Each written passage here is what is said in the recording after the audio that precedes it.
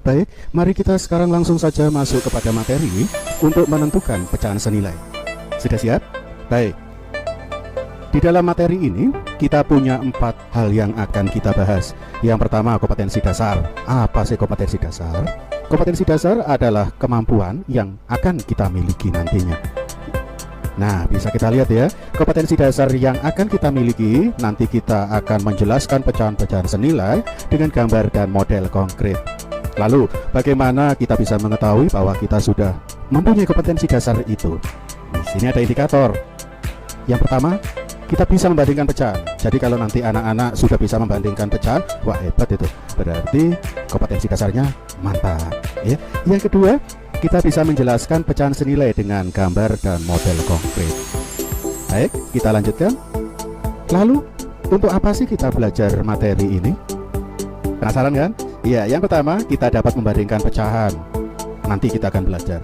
Yang kedua, agar kita bisa mengidentifikasi. Mengidentifikasi itu artinya membedakan, terus menentukan, dan juga menjelaskan pecahan senilai itu yang seperti apa dengan gambar ataupun dengan model konkret. Dan yang ketiga, perbandingan pecahan ini bisa kita gunakan untuk menentukan skala. Oh, apa skala itu? Nanti kita pelajari. Untuk menentukan banyak anggota, perbandingan harga, dan banyak lainnya. Wow, banyak ya manfaatnya. Baik, kita lanjutkan kalau begitu. Nah, ini contoh masalah dalam kehidupan sehari-hari. Bapak punya contoh namanya Fani. Fani ini ingin membeli 24 pensil. Lah, ternyata ia mendapat harga khusus. Setiap membeli 4 pensil, harganya hanya Rp7.000. Berapa ya harga untuk seluruh pensil yang dibelinya? Penasaran dah? Ya, kita lanjutkan dulu ya. Baik, pecahan senilai itu yang seperti apa sih? Ini, Bapak punya ilustrasi yang Bapak ambil dari Pustekom Kemdikbud tahun 2011. Yuk, kita lihat dulu ya.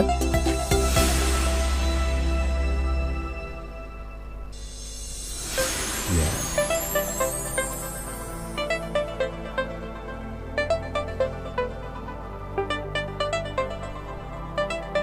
Nah, bagaimana? Mau diulangi lagi? Ya, Bapak sambil memberikan penjelasan bahwa di awal ini ada pecahan yang berwarna hijau, itu nilainya 6/8. Wah, lanjut ya.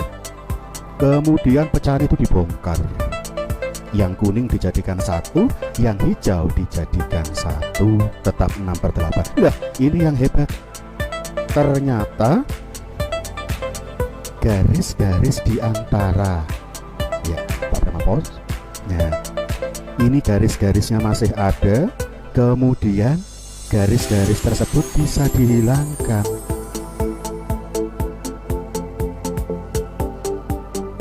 Lah, hilang.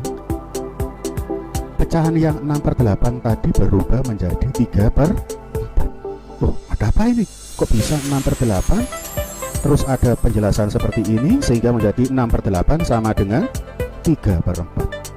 Penasaran? Lanjut dulu ya. Nah, ini ilustrasi yang kedua. Ilustrasi yang kedua juga Bapak ambil dari Pustekom Kemdiknas tahun 2011. Di sini ada pecahan bernilai 1/2.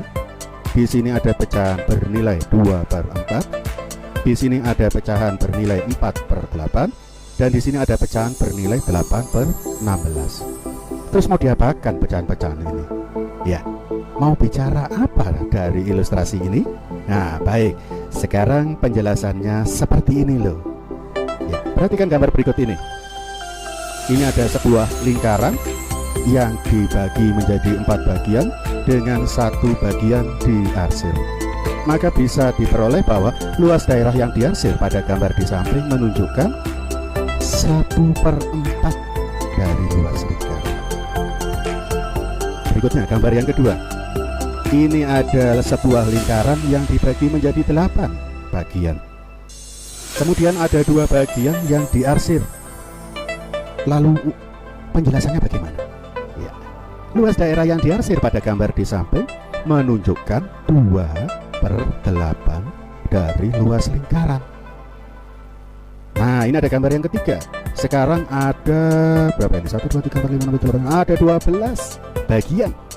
Jadi ada sebuah lingkaran yang dibagi menjadi 12 bagian dengan 3 bagian diarsir. Sehingga luas daerah yang diarsir pada gambar di samping menunjukkan 3/12 dari luas seluruhnya, dari luas lingkaran. Baik, mari sekarang kita bandingkan ketiga gambar lingkaran yang tadi sudah kita pelajari. Nah, kita coba lihat luas daerah yang diarsir pada ketiga gambar tadi. Bapak tampilkan sekali lagi ketiga gambar yang tadi, 1/4, 2/8, dan 3/12.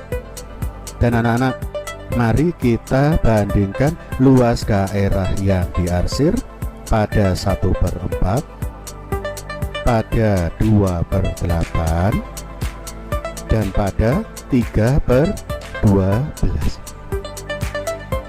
Bagaimana luasnya? Iya, betul. Ketiga bagian ini memiliki luas yang sama, sehingga bisa kita tuliskan 1/4, luas daerahnya 2/8, dan juga sama 3/12. Betul ya? Sehingga 1/4, 2/8, dan 3/12, nah, dikatakan sebagai pecahan-pecahan senilai. Sekarang, bagaimana ya cara membuat pecahan senilai tanpa harus menggambar? Nah, di sini Bapak memberikan cara yang pertama, yaitu dengan mengalihkan pembilang dan penyebut dengan bilangan yang sama. Ingat, bilangannya harus sama. Jadi pecahan itu harus adil. Kalau pembilangnya dikalikan 7, maka penyebutnya juga harus 7. Kalau nanti pembilangnya dikalikan 10 juta, ya berarti penyebutnya juga harus dikalikan 10 juta. Ya, ini Bapak memberikan contoh 5/6 mau dikalikan 9, penyebutnya juga dikalikan 9. Hasilnya sama dengan, nah, 45/5, 4. Mudah ya? Iya. Lanjut? Baik, kita lanjutkan. Kalau yang ini cara yang kedua, dengan membagi pembilang dan penyebut dengan bilangan yang sama. Loh, sama lagi. Sekali lagi, pecahan itu adalah bilangan yang adil. Nggak boleh pembilangnya dikalikan 3 atau dibagi 5, penyebutnya dengan bilangan-bilangan yang lain. Harus serasi, sama, dan seimbang. Sebagai contoh, Bapak membuat 28/35. Yuk kita cari bilangan yang bisa membagi 28 dan 35. Kita coba pakai 4. 28 dibagi 4, oh bisa, sama dengan 7. Sekarang kita coba, tadi dibagi 4, sekarang penyebutnya juga dibagi 4. Yuk, 35 dibagi 4, bisa tidak? Oh, ternyata tidak bisa.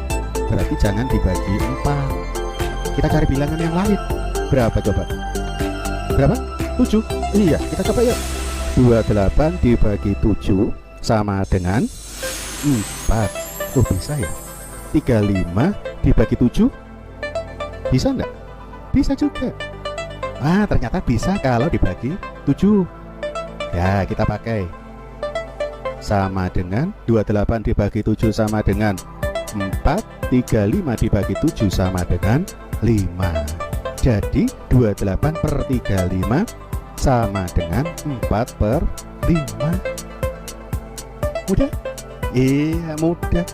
Selama kita mau mencoba, selama kita mau untuk berusaha, pasti kita akan bisa. Pak, nanti kalau salah bagaimana? Yang namanya belajar, ya pasti ada yang salah. Kalau salah ya diperbaiki, gitu. Iya kan? Iya, jangan patah semangat. Terus berusaha, berusaha dan berusaha. Baik, sekarang kita coba mengerjakan contoh soal. Di sini kita diminta melengkapi pembilang atau penyebut pecahan sehingga menjadi pecahan yang senilai. Yang pertama, 2/3 sama dengan titik-titik per 9. Nah, kita diminta untuk menentukan berapa per 9 ya. Terus yang kedua ada 25/40 sama dengan 5 per berapa ya.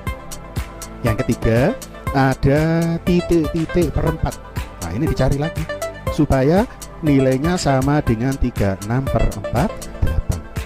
Dan yang terakhir ada 20 per berapa sehingga nilainya bisa menjadi 2/5. Ambil pensil, ambil kertas, ayo kita belajar untuk coret-coret ya. Jangan takut untuk membuat coretan ya. Yuk kita sama-sama belajar. Sudah siap? Baik. 2/3 sama dengan berapa per 9 ya? Gimana? Sudah punya gambaran? Iya, pintar. 3 supaya menjadi 9 berarti harus dikalikan 3. Kalau penyebutnya kali 3, maka pembilangnya juga dikalikan 3. Ketemunya berapa? 2 kali 3 sama dengan betul 6 ya. Nah, satu soal selesai. Sekarang soal yang kedua. 25 supaya menjadi 5 harus dibagi 5. Kalau pembilang dibagi 5, maka penyebutnya betul juga harus dibagi 5. Sehingga 40 dibagi 5 sama dengan 8. Yang ketiga, 48 supaya menjadi 4. Aduh, ini agak besar ini. Gimana ya? Jangan takut, ayo kita cari 48 supaya jadi 4. Nah, betul, harus dibagi 12. Sehingga 36 pun juga harus kita bagi 12 menjadi 3. Ya, lanjut terakhir. 20 supaya kebalik. 2 supaya menjadi 20 harus dikalikan 10 sehingga penyebutnya 5 kali 10 sama dengan mudah sekali. Selesai. Gimana? Lanjut? Baik. Berikutnya, masih ingat tadi kasusnya Fani yang ingin membeli 24 pensil? Ternyata ia mendapat harga khusus karena setiap membeli 4 pensil harganya hanya 7.000. Berapa ya harga untuk seluruh pensil yang dibelinya? Bagaimana caranya? Baik, kita buat banyak pensil, kemudian di bawah ada harga. Kita bandingkan. Kalau Fani beli 4, harganya 7.000. Nah, sekarang pertanyaannya, kalau Fani beli 24, berapa ya harga pensilnya? Bisa? Mudah sekali kan? Iya. Kita sama cara dengan yang tadi. 4 supaya menjadi 24 berarti harus dikalikan 6. Kalau pembilang kali 6 berarti penyebutnya juga kali 6. Hasilnya sama dengan detail sekali 42.000. Dan coba ketemu, ternyata harga 24 pensil yang dibeli Fani adalah 42.000. Lanjut ya. Ini contoh kasus yang kedua. Umur adikku itu sama dengan 2/3 umurku. Kalau umurku 9 tahun, berapa umur adikku? Bisa? Iya, kita coba pakai cara yang sama dengan yang tadi. Kita buat umur adikku, umurku. Kita buat menjadi pecahan 2/3. Nah, sekarang kalau umurku 9, umur adikku berapa? Bagaimana? Iya, mudah ya, sudah punya gambaran. 3 supaya menjadi 9 harus, iya betul, harus dikalikan 3. Kalau penyebut kali 3, maka pembilang juga kali 3. Sehingga 2 kali 3 sama dengan 6. Dan ketemu, jadi adikku berumur 6 tahun. Nah, dengan demikian selesai sudah pelajaran kita. Bapak minta apa yang sudah kita pelajari hari ini tolong diingat-ingat. Kemudian yang berikutnya sekali lagi tolong jangan mudah putus asa. Jangan mudah menyerah. Berusaha, walau salah tetap harus berusaha, perbaiki dan terus berjuang ya. Bapak memberikan evaluasi, kalian bisa klik di tombol evaluasi untuk bahan latihan. Baik, terima kasih, sampai berjumpa lagi dalam pembahasan materi lainnya.